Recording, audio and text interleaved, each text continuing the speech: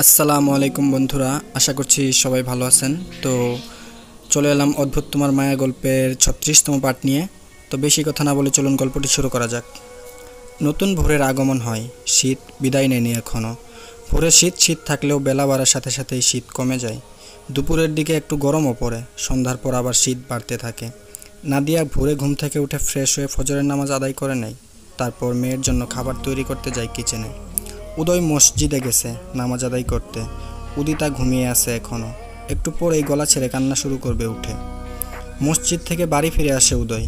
কিচেনে উকি দিয়ে দেখে নাদিয়া ওভেনের সামনে দাঁড়িয়ে আছে। নিঃশব্দে এগিয়ে যায় কিচেনের ভেতর, পেছন থেকে জড়িয়ে ধরে নাদিয়াকে। ভয়ে মুখ দিয়ে আয়া শব্দ বেরিয়ে আসে নাদিয়ার। উদয় বলে, ভয় পাচ্ছ কেন? আমি। নাদিয়া চোখ বন্ধ করে বুকে হাত দিয়ে জোরে জোরে শ্বাস টেনে নেয়। একটু হলেই প্রাণ পাখিটা উড়ে যাচ্ছিল। নাদিয়া বলে, তোমার এই বাজে স্বভাব কোনো দিন যাবে না। উদয় বলে, কি করলাম? নাদিয়া বলে, কি করলে বুঝতে পারছো না? সব সময় ভূতের মতো নিঃশব্দে পেছন থেকে এসে জড়িয়ে ধরো কেন? বারবার ভয় পাইয়ে দাও। নাদিয়ার ঘাড়ে মুখ গুজে বলে, জানোই তো বারবার আমিই ধরি, তারপরেও ভয় পাও কেন? নাদিয়া বলে, যত সব ঢং, ছাড়ো তো। এভাবে ভয় দেখিয়ে দেখিয়ে কবে যেন জানেই মেরে ফেলো আমাকে। উদয় বলে, আমি কোথায় ভয় দেখাই? ভয় তো তুমি নিজে পাও। নাদিয়া বলে, হ্যাঁ, দোষ তো আমার নিজেরই, তোমার কোনো দোষ নেই। যত দোষ আমার, আমি কেন ভয় পাই? এরপর থেকে আমার আশেপাশে আসলে শব্দ করে আসবে, গলা খাকারি দেবে। ভূতের মতো নিঃশব্দে আসলে তোমার খবর আছে। উদয় কিছু না বলে জড়িয়ে ধরে দাঁড়িয়ে রইল। ওর তো নিঃশব্দে এসে জড়িয়ে ধরে নাদিয়াকে চমকে দিতে ভালো লাগে। খাবার বানানো শেষ করে বাটিতে ঢেলে নেয়। উদয় তখনও জড়িয়ে ধরে দাঁড়িয়েই আছে। নাদিয়া বলে, ছাড়বে নাকি এভাবেই ধরে থাকবে? উদয় বলে, ছাড়তে ইচ্ছে করে না। নাদিয়া বলে, কেউ চলে আসবে, ছাড়ো এখন। উদয় বলে, কেউ আসবে না, আর আসলে আসবে, তাতে আমার কি? নাদিয়া বলে, তোমার কিছুই না, তবে আমার অনেক কিছু। তোমার মধ্যে বিন্দু পরিমাণ লজ্জা নেই, কিন্তু আমার মধ্যে তো আছে। তাই হুটহাট যেখানে সেখানে জড়িয়ে ধরবে না, ছাড়ো এখন। উদয় ছেড়ে দেয়। রুমে যাওয়ার জন্য দুজন পেছন ঘুরতেই দেখে মেধা দাঁড়িয়ে আছে। দুজনকে ঘুরে দাঁড়াতে দেখেই মেধা দিয়ে দূর। এসেছিল কফি বানানোর জন্য, কিন্তু ওদের দুজনকে দেখেই দাঁড়িয়ে গেছে বাইরে। কি লজ্জা, কি লজ্জা। নাদিয়া বসাই এক কিল উদয়ের পিঠে। নাদিয়া বলে, অসভ্য নির্লজ্জ লোক, তোমার জন্য হয়েছে সব। সব সময় শুধু নির্লজ্জপনা। ছোটো ভাইয়ের বউয়ের সামনে গেল তো মানিজ্জত সব। উদয় নাদিয়ার হাত ধরে টেনে রুমের দিকে এগিয়ে যেতে যেতে গা ছাড়া ভাব নিয়ে বলে, আশ্চর্য, এখানে অসভ্য নির্লজ্জের কি হয়েছে? মেধা কি ছোট বাচ্চা নাকি? সবই বোঝার ক্ষমতা আছে ওর। স্বামী স্ত্রীকে জড়িয়ে ধরবে, এটাই তো স্বাভাবিক। আমি আমার বউকে জড়িয়ে ধরেছি, অন্যর বউকে তো না। নাদিয়া বলে, তাই বলে যার তার সামনে জড়িয়ে ধরবে নাকি? আজকে ছোট ভাইয়ের বউর সামনে, কাল তো তুমি বাবা মায়ের সামনেও ধরতে দুবার ভাববে না। উদয় বলে, কেন ভাববো? নাদিয়া বলে, মাথা খারাপ পাগল লোক, কথাই বলবো না। বক বক করতে করতে রুমে চলে আসে দুজন। রুমে এসে ড্রেস চেঞ্জ করে নেয় উদয়।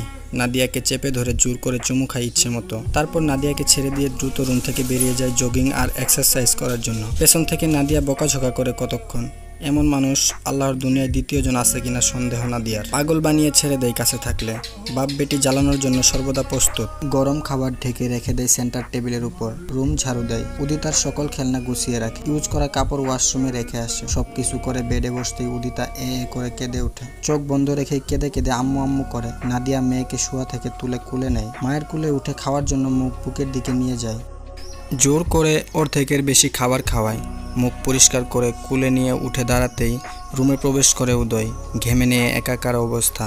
উদয়কে দেখেই দুই হাত বাড়িয়ে দেয় উদিতা। পাপা পাপা বলে ডাকতে থাকে সমান তালে। উদয় নিজের দিকে তাকায়। এই অবস্থায় মেয়েকে কুলে নেওয়া যাবে না।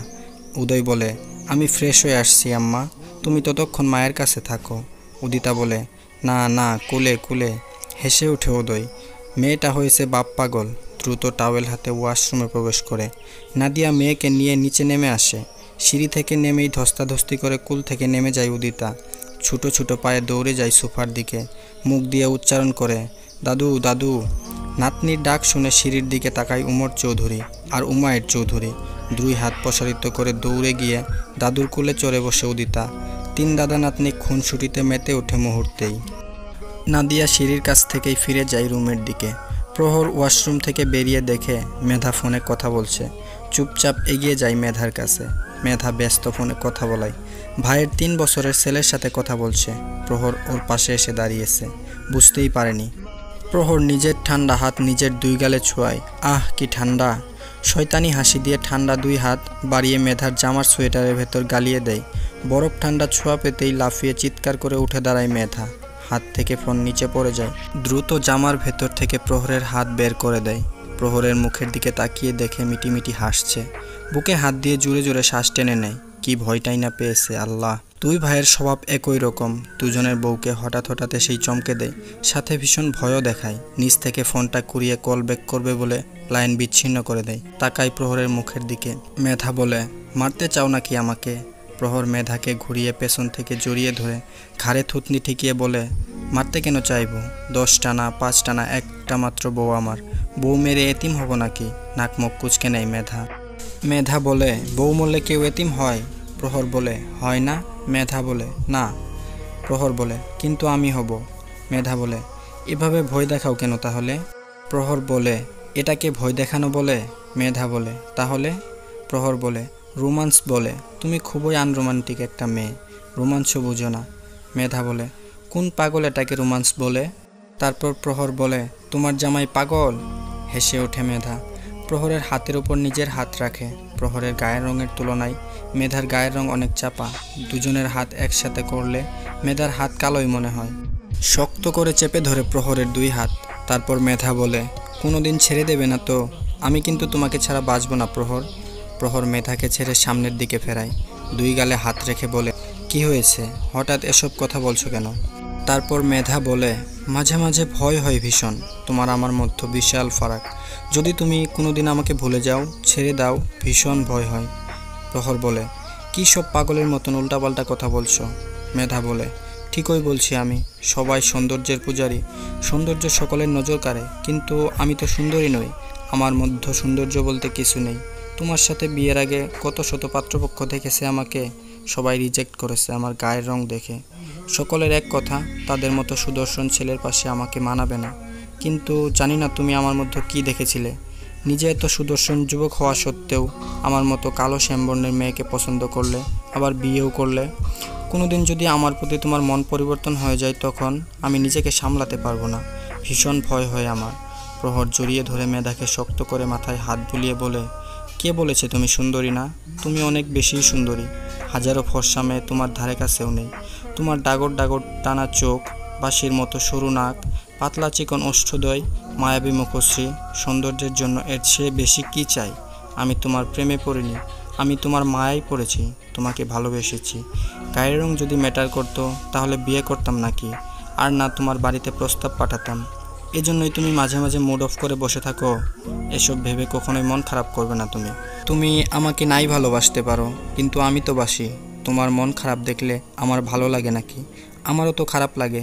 এসব কথা আর কখনো যেন না শুনি তোমার মুখে। আমি তোমাকে ছাড়বো তো দূরের কথা, তুমি আমাকে ছেড়ে যাওয়ার কথা কল্পনা করলেও পা ল্যাংড়া বানিয়ে ঘরে বসিয়ে রাখবো। তারপর নিজের হাতে খাইয়ে পরিয়ে দেব, কোনো সমস্যা নেই। এসবের অভিজ্ঞতা আছে আমার। ভাবি যেমন বউয়ের সব কিছু করে দিয়েছে, আমি না হয় আমার বউয়ের সব কিছু করে দেব। খাওয়ানো থেকে শুরু করে শাওয়ার নেওয়া, ওয়াশরুমে নেওয়া, এভরিথিং। তাতে কিন্তু আমারই লাভ হবে। মেধা বলে, কিভাবে? প্রহর বলে, কিভাবে আবার? বউয়ের কাছে বেশি বেশি থাকতে পারবো, নানান বাহানায় ছুতে পারবো, বেশি বেশি আদর করতে পারবো, বলেই হাসে। মেধা বলে, চলো না বেবি নেই। প্রহর বলে, আর 1 বছর পর। মেধা বলে, এখন নিলে কি সমস্যা? প্রহর বলে, এত কিছু বলার পরেও ভয় পাচ্ছ? বলেছি তো, মরার আগে তোমার হাত তোমার সঙ্গ ছাড়বো না। যারা ছেড়ে দেওয়ার তারা বেবি হওয়ার পরেও ছেড়ে দেয়। বেবির জন্য সম্পর্ক টিকে থাকে না। 6 মাস পূরণ হয়নি তোমার অ্যাপেন্ডিসাইটিসের সার্জারি হয়েছে। আর 1 বছর যাক, পুরোপুরি সুস্থ হও, তারপর বেবি নেব। উপর থেকে তো দেখে সুস্থই বোঝা যায়, তবে বেবি পেটে আসলে আস্তে আস্তে বড় হবে, সাথে পেটও বড় হবে। তখন যদি কোনো সমস্যা হয়, তোমার যদি কিছু হয়ে যায়, তখন আমি কোনো রিস্ক নিতে চাই না। ব্রো এত শক্ত হৃদয়ের মানুষ হয়েও ভাবির ডেলিভারির দিন অজ্ঞান হয়ে গিয়েছিল। ভাবির কোনো সমস্যাও ছিল না, তবুও অজ্ঞান হয়ে গিয়েছিল। সেদিন বড় গলা করে বলেছিলাম, এত টেনশনের কি আছে? বউয়ের ডেলিভারির সময় কেউ অজ্ঞান হয়? ব্রো বলেছিল, বিয়ে কর, বউ হোক, এমন পরিস্থিতিতে পর, তাহলেই বুঝতে পারবি টেনশন কি। আরও কত কিছু বলেছিল পরে। এখন তুমি বেবি নিয়ে আমাকে ওই পরিস্থিতিতে ফেলতে চাও? এমন কিছু হলে ব্রো আমাকে সারা জীবন খেপাবে। 1 বছর পার হলেই বেবি নেব। মেধা কিছু না বলে আবারও মুখ গুজে দেয় প্রহরের বুকে। মানুষটা ওকে এত বেশি ভালোবাসে কেন। এত ভালোবাসা পেয়েও মাঝে মধ্যে ভীষণ ভয় হয়, হারিয়ে ফেলার ভয়। মানুষের মন পরিবর্তন হতে সময় লাগে না। সেখানে ছেলেরা তো আরও কয়েক ধাপ এগিয়ে। তারা কালো, শ্যামবর্ণের বা ফর্সা হোক না কেন, তাদের ঘরে সুন্দরী বউ থাকলেও পরকীয়ায় জড়িয়ে যায়। সেখানে মেধা শ্যামবর্ণের আর প্রহর উজ্জ্বল ফর্সা। চোখের সামনে এত এত ছেড়ে যাওয়া বিচ্ছেদের ঘটনা দেখে ভীষণ ভয় হয়। মেধার বাবা মা কত চিন্তিত ছিল মেয়েকে নিয়ে। শ্যামবর্ণের মেয়ে হওয়ায় কোনো ভালো ঘর থেকে বিয়ে আসতো না, আসলেও পছন্দ করতো না। আর যারা পছন্দ করত তাদের ছেলের মধ্যে যে কোনো একটা না একটা খুঁত থাকতোই। বড় মেয়ে অনার্সে ওঠার পরেই বিয়ে হয়ে গিয়েছিল, আর ছোট মেয়ে মাস্টার্সে ওঠার পরেও বিয়ে হচ্ছিল না। মেয়ের টেনশনে ঘুমোতে পারতেন না মেধার বাবা মা। বাবা মায়ের চিন্তিত মুখ দেখে মেধারও খারাপ লাগতো প্রচুর। শ্যামবর্ণের হওয়ায় ছোটো থেকেই সকল আত্মীয় স্বজনদের কাছে অবহেলিত, হাসির পাত্রী হয়েছে, বুলিংয়ের শিকার হয়েছে অনেকবার। কাছের কোনো ফ্রেন্ড ছিল না, কেউ মিশতেও চাইতো না খুব একটা। সব কিছুতেই ওকে পেছনে রাখা হয়েছে। তবে বাবা মা ভাই বোনের কাছে অনেক ভালোবাসা পেয়েছে। এই চারজন মানুষের দেওয়া ভরসা, সাহসে এত দূর আসতে পেরেছিল, না হলে তো কবেই ভেঙে গুড়িয়ে যেত। বাবা মাকে বারবার বুঝিয়েছে ওকে নিয়ে টেনশন না করতে, পড়াশোনা শেষ করুক, নিজের কেরিয়ার গড়ে তুলুক, তারপর বিয়ে নিয়ে ভাববে। পড়াশোনা শেষ করে বাবার বিজনেস জয়েন করার ইচ্ছে ছিল, সেজন্য বাবা ভাইয়ের সাথে বিভিন্ন বিজনেস ইভেন্টে, পার্টিতে যেত। বিজনেসের কাজে বাবা ভাইকে সাহায্যও করত। কিন্তু বাবা মা টেনশন করবেই, মেয়ে যেমনই হোক সব বাবা মা চায় মেয়েকে সুখী দেখতে। প্রহর মানুষটা অসম্ভব রকমের ভালোবাসে সেই প্রথম থেকেই। মেধা এই বাড়িতে আসার পর দেখলো দুই ভাই বউদের ঠিক কতটা ভালোবাসে। প্রহরের থেকে উদয় কয়েক ধাপ এগিয়ে। বাড়িতে থাকলে নাদিয়াকে রুম থেকে বেরোতেই দেয় না। মাঝে মধ্যে পাশের রুম থেকে নাদিয়ার রাগী স্বর শোনা যায়। বিরক্ত হয়ে উদয়ের উপর রাগারাগি করে। তখন মেধা নিজের রুমে বসে হেসে কুটি কুটি হয়। অন্যর ভালোবাসা দেখতেও ভালো লাগে। প্রহরও কম কিসে, প্রহরও বাড়িতে থাকলে মেধাকে নিজের কাছ থেকে সরতে দেয় না। দুই ভাইয়ের একই রূপ। শাওয়ার নিয়ে বেরিয়ে আসে উদয়, নাদিয়াকে দেখেই জাপটে ধরে আবার। নাদিয়া বলে, শুরু হয়েছে আবার, পোশাক পরো দ্রুত। উদয় বলে, পরিয়ে দাও। ঘাড় বাঁকিয়ে তাকায় নাদিয়া, ছোট বাচ্চা নাকি যে পোশাক পরিয়ে দেবে। ছাড়ো তো, সবসময় ফাজলামো। উদয় বলে, সত্যি সত্যিই বলছি। নাদিয়া জোর করে উদয়ের কাছ থেকে নিজেকে ছাড়িয়ে নেয়। ডোরের দিকে এগিয়ে যেতে যেতে বলে, তৈরি হয়ে নিচে আসো খাবার খেতে। উদয় বলে, মাঝে মাঝে ভীষণ আফসোস হয়। দাঁড়িয়ে যায় নাদিয়া, ঘুরে দাঁড়ায় উদয়ের দিক মুখ করে, কপাল ভ্রু কুঁচকে বলে, কিসের জন্য আফসোস হয়। উদয় এগিয়ে যায় নাদিয়ার কাছে, ওকে টেনে এনে ডোর লক করে দেয়। পেছন থেকে আবার জড়িয়ে ধরে ঘাড়ে থুতনি ঠেকিয়ে বলে, আগে আফসোস হতো হাঁটতে চলতে না পেরে, নিজের কাজ নিজে করতে না পেরে।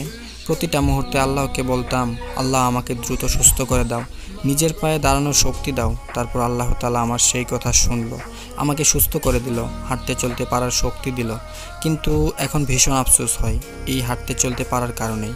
আগে হাঁটতে চলতে পারতাম না বলে তুমি সবসময় আমার কাছে থেকেছো। যখন ইচ্ছে তোমাকে ছুঁতে পেরেছি, আদর করতে পেরেছি, জড়িয়ে ধরতেও পেরেছি। কিন্তু এখন সুস্থ হয়েছি বলে তোমাকে কাছেই পাওয়া যায় না। সব সময় আমার কাছ থেকে দূরে দূরে থাকো, ডাকলে সহজে পাওয়া যায় না আগের মতো। এই আফসোস আমি কই রাখি। নাদিয়া অবাক হয়ে বলে, আমি তোমার কাছে থাকি না, আমাকে ডাকলে পাও না, ছুঁতে পারো না, জড়িয়ে ধরতে পারো না, আদর করতে পারো না। উদয় বলে, না। নাদিয়া বলে, লজ্জা করে না এসব বলতে? 2 মিনিটের জন্য কাছ থেকে সরতে দাও না? একটু কিছু করতে গেলেও গলা ছেড়ে ডাকতে শুরু করো। আফসোসের কথা বলতে এসেছো? পৃথিবীর একমাত্র লজ্জাহীন পুরুষ তুমি। ছাড়ো এখন, ড্রেস পরে নিচে আসো। তারপর উদয় বলে, কটা চুমু দিয়ে যাও। নাদিয়া বলে, পারবো না। উদয় বলে, এভাবে বলতে নেই বউ, আমার বুকে কষ্ট লাগে। উদয়ের বলার ধরন দেখে মুচকি হেসে ওঠে নাদিয়া।